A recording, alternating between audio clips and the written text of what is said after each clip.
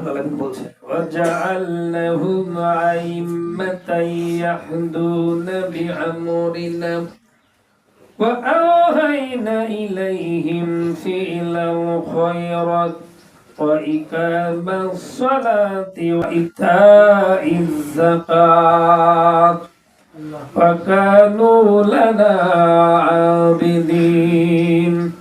আমি সমস্ত নবীদেরকে নেতা বানিয়েছি, তাদের নির্দেশ করেছি তারা কল্যাণমূলক কাজ করবে, ভালো ভালো কাজ, ফিলাল খায়রাত, কল্যাণমূলক কাজ করবে, নামাজকে প্রতিষ্ঠা করবে আর যাকাত আদায় করবে। যাকাত কি করবে?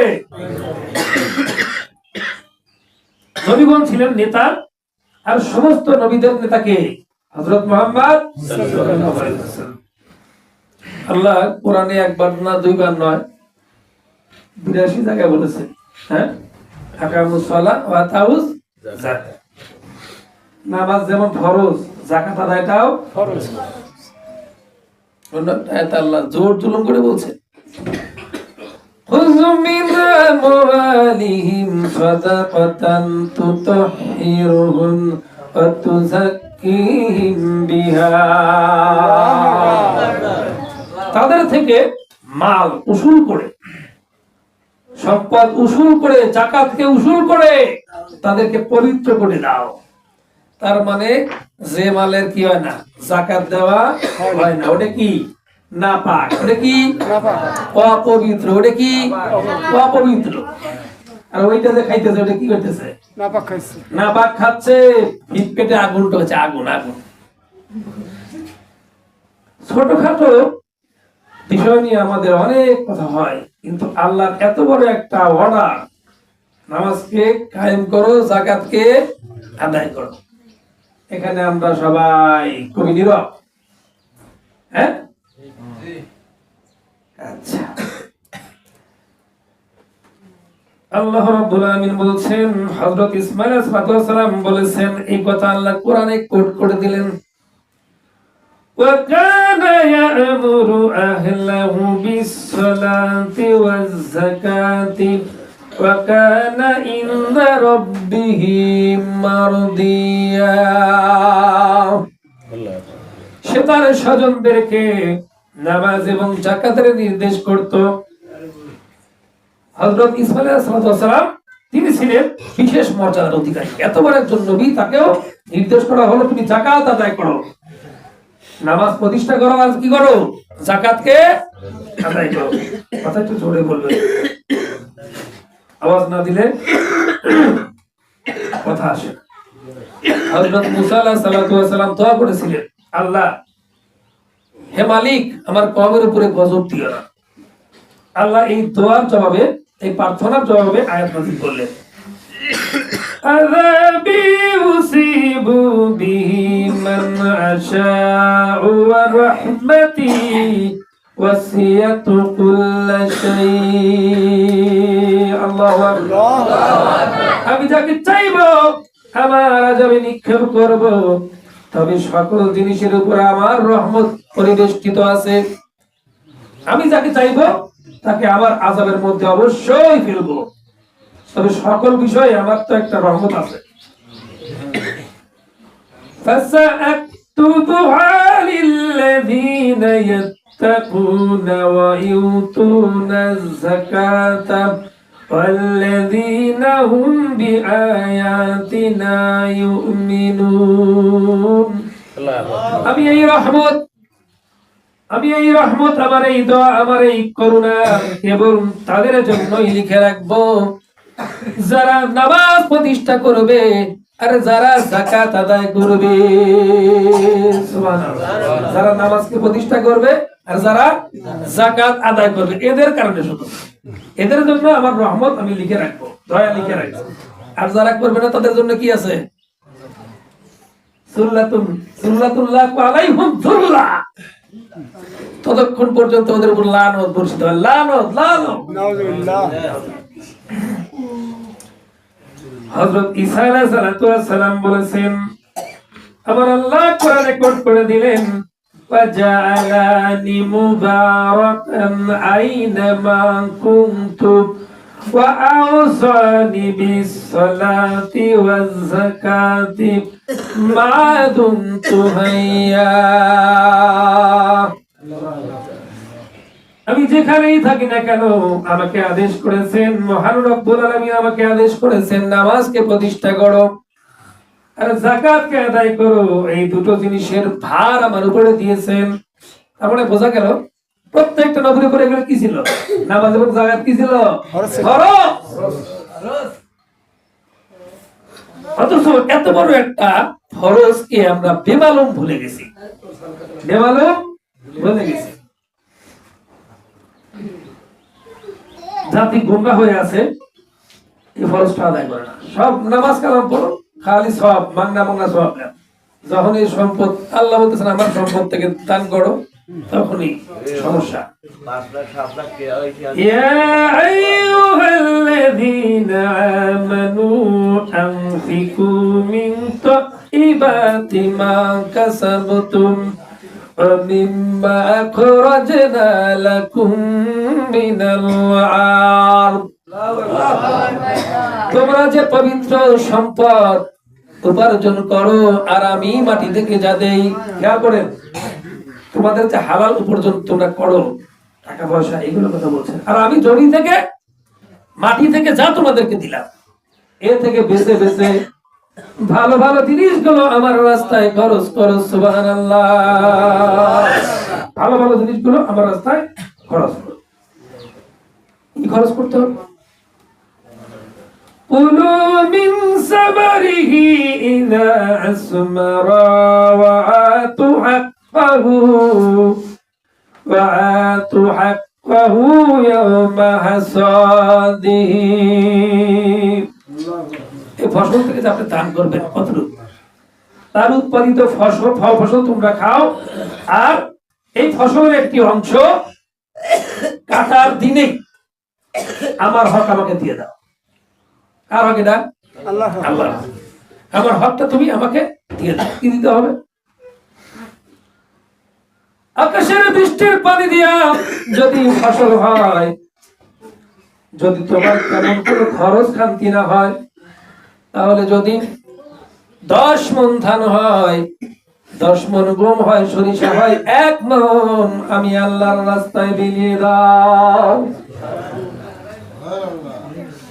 আর যদি খরা হলো, আকাশ কৃপণতা করলো, খেয়াল করবেন, এদিকে কথাবার্তা বলবেন না, খরা হয়ে গেল, এবার পানি বৃষ্টি হলো না, তোমার কষ্ট করে টাকা খরচ করে ডিজেল দিয়ে তেল কিনে তারপর তুমি সেচ দিয়েছো, পানি উঠাইছো বান্দারে, তোমার সার বীজ অনেক টাকা খরচ হয়ে গেছে। এবার আমি তোমার উপরে জুলুম করবো না, আমি তোমার উপরে জুলুম করবো না। এবারে 20 মণ হলে তার থেকে 1 মণ দিও।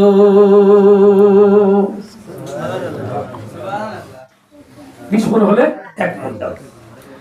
আল্লাহু বিল্লাহিল আবিদ। আমি আমার বান্দার উপরে জুলুম করি না। কি করেন না আল্লাহ? বান্দার উপরে কি করেন না? জুলুম করেন না। প্রথমে ছিল 10 মণ, যেহেতু আমরা কষ্ট করে সেচ দিয়ে পানি দিয়ে উঠাই ফসল জন্মাই, এই জন্য আল্লাহ বলছেন তোমাদেরকে ছাড় দেওয়া হলো 20 মণ হলে 1 মণ দিও। এবার হাত তোলেন তো, কে 20 মণ হলে 1 মণ দেয়? নাই নাই নাই, একজন তো আলহামদুলিল্লাহ খুশি হলাম। হ্যাঁ, একজন পাওয়া গেল। এবং ফরজ, এটা কি ফরজ? যেটা আদায় না করলে জাহান্নামের আগুন নির্ধারিত, খবর নাই। ছোট্ট বিষয় নিয়ে লাগা। যারা এটা দেবে না, যারা এই যাকাত দেবে না, আল্লাহ রাব্বুল আলামিন বলেন والذين يكنزون الذهب والفضة ولا ينفقونها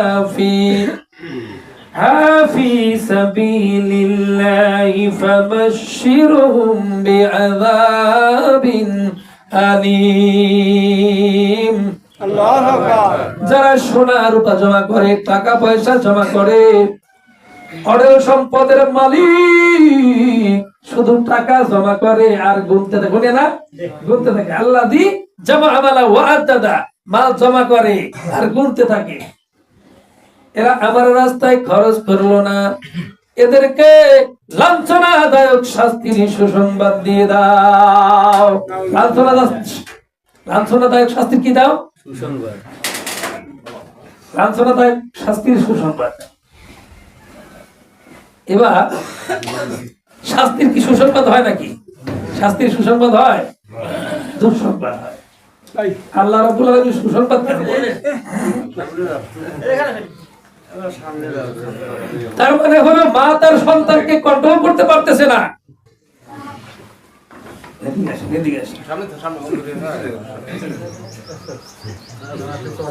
মা তার সন্তানকে কন্ট্রোল করতে পারতেছে না। এবার বলতেছে, বাবারে সন্ধ্যাবেলায় তোর বাবা বাড়ি ফিরুক, তার কাছে নালিশ করবো, তার কাছে নালিশ করবো, সে যখন পিটিয়ে দেবে তখন বন্ধু বলা করবো। এটা হলো কোরআন কারিমের বাগধারা। শাস্তির তীব্রতা বোঝানোর জন্য মজা শব্দ ইউজ করা হয়েছে। কি মজা দেওয়া হবে? يوم يحمى عليها في نار جهنم فتقوى بها جباههم وذنوبهم وظهورهم هذا ما كنزتم لأنفسكم فذوقوا ما كنتم تكنزون।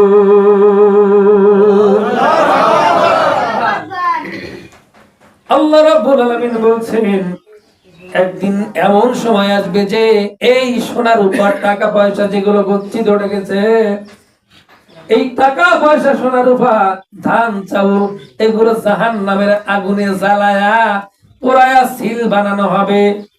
এরপর এদের কপালে মারা হবে। কোথায় মারা হবে? কপালে মারা হবে, পাথরে মারা হবে, পাথরে মারা হবে, পৃষ্ঠ দেশে মারা হবে। আর বলা হবে, হাযা মা কানাযতুম লিআনফুসিকুম ফাযুকু মা কুনতুম তাকনিজুন। মজা চাক, স্বাদ গ্রহণ কর। আমি আল্লাহর অর্ডার ছিল, এটা ফরজ ছিল, এটা আদায় করো নাই। ছোট্ট ছোট্ট বিষয় নিয়ে ইখতিলাফ করো, আর আমার এটা এত বিমালন ভুলে গেছো। আমার ওয়াদা, এটা ফরজ। টাকা পয়সা জমা করছো কিন্তু আমার রাস্তায় খরচ করো নাই, নেখা সাত ভোগ কর।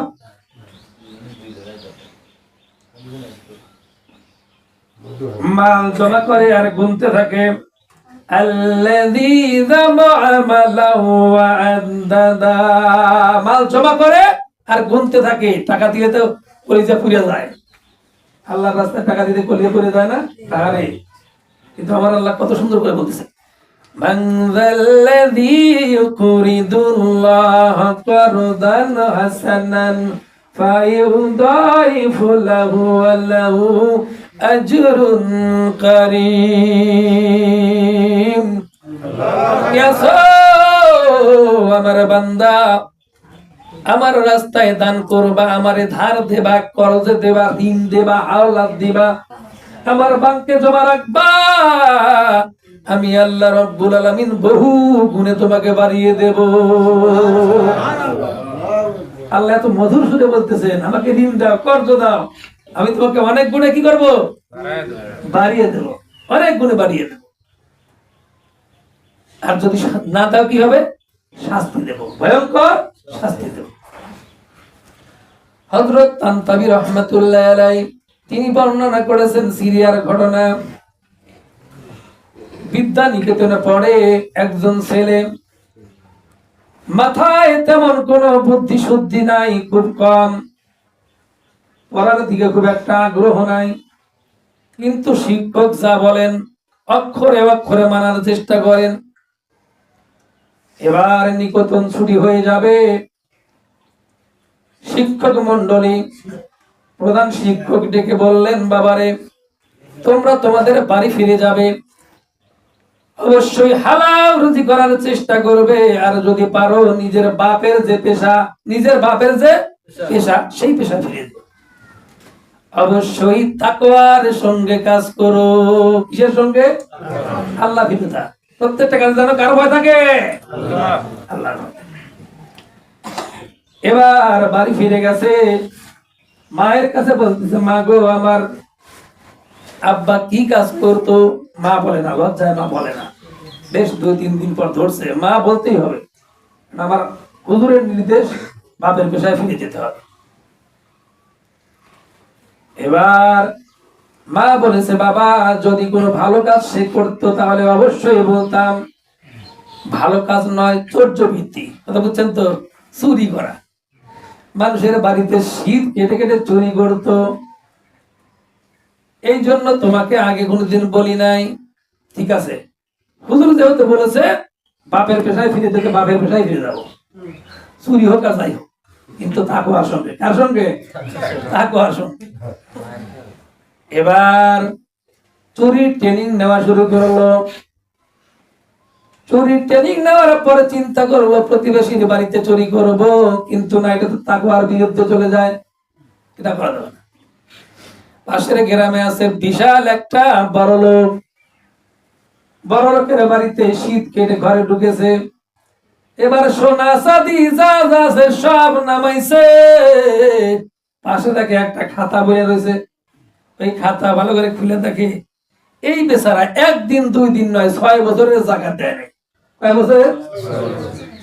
এবার সারা রাত ধরে ওই সোনা চাঁদি গুলো হিসাব করে জাকাত গুলো আলাদা করতেছে। দেখেন কেসে চুরি করবেন লেগে জাকাতের হিসাব করতেছে, ওই যে তাকওয়া। আবার এবার জাকাতের হিসাব করতে করতে চিন্তা করলো সুবহে সাদিক হয়ে গেছে, নামাজের সময় হয়ে গেছে। এবার নামাজে দাঁড়িয়েছে, নামাজের পরে বাকি হিসাবটা করবো। এর মধ্যে বাড়িওয়ালার ঘুম ভেঙে গেছে। বাড়িওয়ালা জেগে দেখে তার স্ত্রীও জেগে উঠেছে। দুজন চেয়ে দেখে ঘরের মধ্যে সবকিছু উল্টা পাল্টা, সোনা চাঁদি যা আছে সব নামানো, কিন্তু একজন লোক নামাজ পড়তেছে। সবাই বিতম্বিত হয়ে গেছে। এবার নামাজ শেষ করার পর বলতেছে, বাবারে কি ঘটনা, কি কিছু বুঝতে পারতেছি না। বাবার এখন সময় না, নামাজ কেবল অর্ধেক হয়েছে, সুন্নত পড়ছি, ফরজটা পড়ে নি, তারপরে কথা বলবো। এবার ফরজ নামাজ শেষ হয়ে গিয়েছে। তিনি বলতেছেন, বাবারে আমি আসলে একজন চোর, চুরি করতে এসেছি, কিন্তু খেয়াল করে দেখলাম আপনি 1 দিন 2 দিন নয়, বিগত 6 বছর হলো জাকাত দেন না। ওই 6 বছরের জাকাত গুলো আমি আলাদা করে রেখেছি, আপনি অবশ্যই জাকাতের টাকাগুলো দেবেন। আর যেহেতু আপনার কাছে আমি ধরা পড়ে গেছি, আমি আর চুরি করতে চাই না, আপনি আমাকে সাজা দিতে পারেন। ধরা তো পড়ে গেছি। ধরাটা পড়ছে কিসের জন্য বলেন তো? তাকওয়ার কারণে, আল্লাহর ভীরুতার কারণে।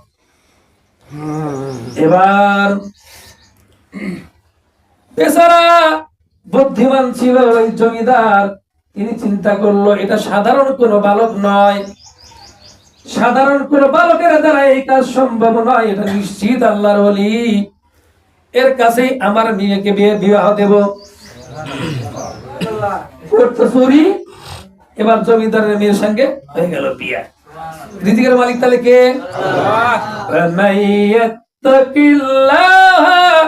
মাখরাজাও ওয়ায়ারযুকুহু মিন হাইসু লা ইয়াহতাসিব। আল্লাহ রাব্বুল আলামিন বলছেন, যারা রিজিকের টেনশন করো, আল্লাহর ভয় তাকওয়া যারা অবলম্বন করবে, এদের রিজিকের কোনো টেনশন নাই। কোন দিক থেকে রিজিক আসবে তুমি নিয়া ফুরাইতে পারবে না। সুবহানাল্লাহ, তুমি নিজেই বুঝবে না কোন দিক থেকে রিজিক আসলো। কিন্তু বিরত থাকতে হবে কার? আল্লাহ। তাকওয়া থাকতে হবে। ওয়া আখিরু দাওয়ানা আলহামদুলিল্লাহি রাব্বিল আলামিন। আসসালামু আলাইকুম ওয়া রাহমাতুল্লাহি ওয়া বারাকাতুহু।